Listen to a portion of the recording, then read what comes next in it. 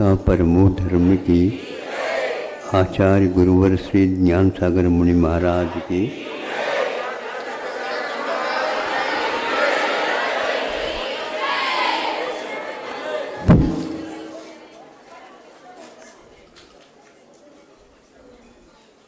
माँ अपनी बात बच्चों तक पहुँचाती है। वह बात पहुँच गई क्या नहीं, इसको भी अपनी दृष्टि में रखती है।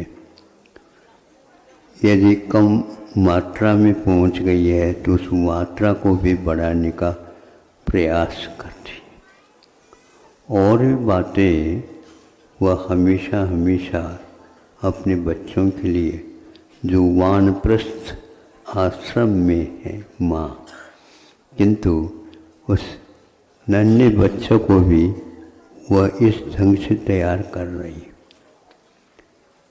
अच्छाई के साथ बुराई भी आती। दीपक जलता है तो प्रकाश मिलता है, लेकिन धुआं भी होता है। धुआं न हो इस प्रकार का प्रयास हमेशा हमेशा वह प्रयास करती रहती है। फिर भी धुआं होना अनिवार्य। हाँ, भिन्न भिन्न दीपकों की धुआं भिन्न भिन्न हुआ करती है। वो बनती कोशिश कास्टिक तेल का न दीपक जला करके, किंतु वह आरती के माध्यम से उस वातावरण को शुद्ध करती रहती है, ताकि धुआं हो भी जाए, आँखों में पहुँच जाएगी, वह ठीक बन जाती।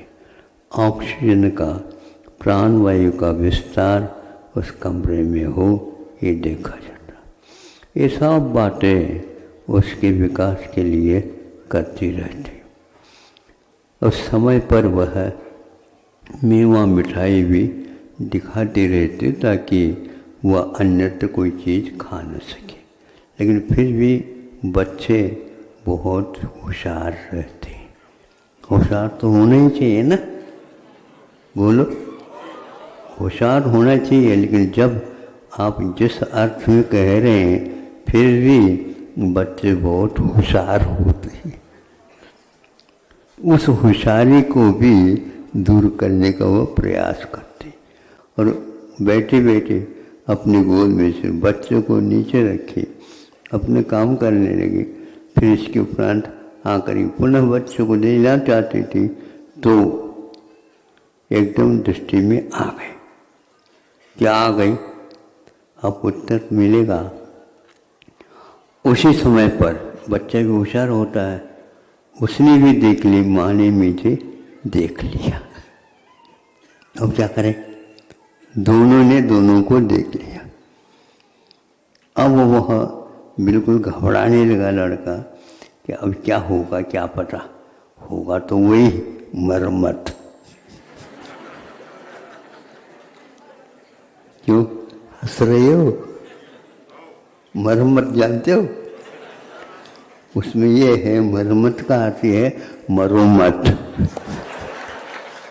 जीव अचानक से। अब वह अपनी आंखों से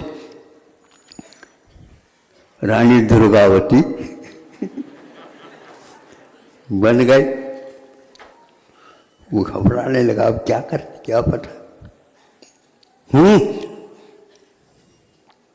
अब इसमें कौन सी सेक्शन है? पहले आंखें सिखाए,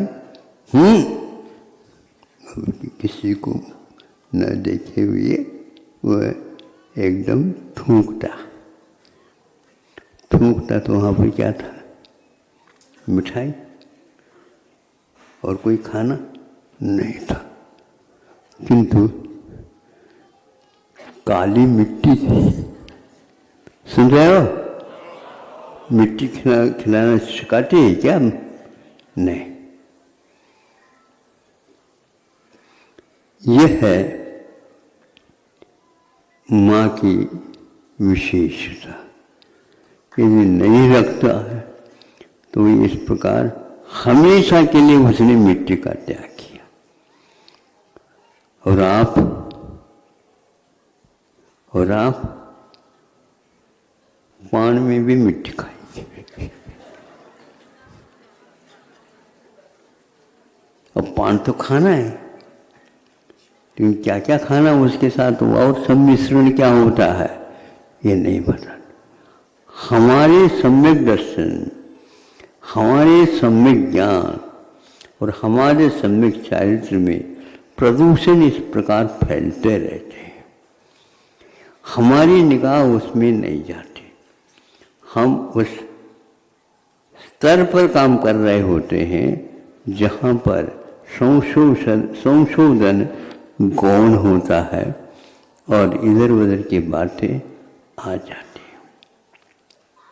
परीक्षाएं होनी चाहिए, किंतु परीक्षाएं बोझ नहीं होना चाहिए। परीक्षाएं होना चाहिए, परीक्षाएं एक तनाव पैदा नहीं करना। परीक्षाएं हो किंतु मात्सर्य इर्द गिर्द न आए। छोटा दीपक भले हो किंतु उसके पास बहुत दूर से दौड़ते हुए रात आती है, लेकिन उसके बाद वह सामने और आ नहीं सकती, बोले छोटा दीपक क्यों ना। पक्की बात है, जिस गति से आती है उसी गति से वह भाग भी जाती है।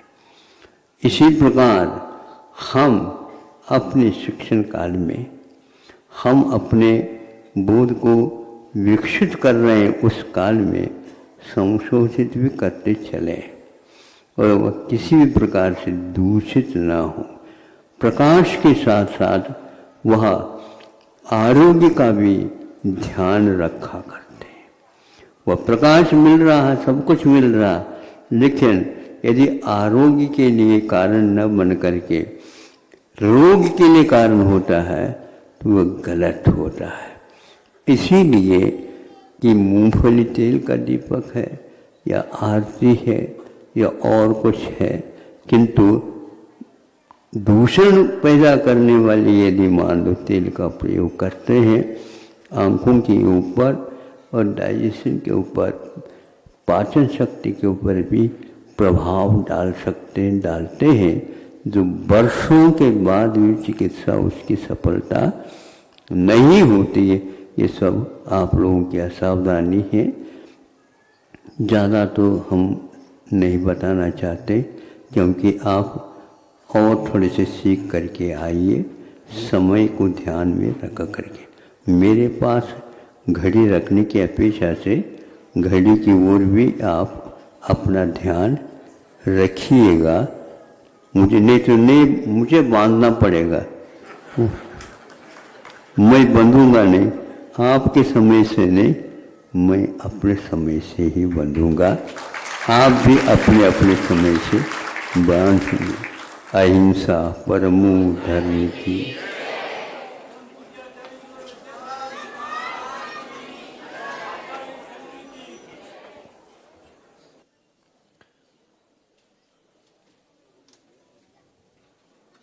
रामटेक प्रतिभा स्थली की छात्राओं में 10 छात्राओं ने संस्कृत में 100 अंक प्राप्त किए हैं और सामाजिक विज्ञान विषय में 6 छात्राओं ने 100 अंक प्राप्त किए हैं।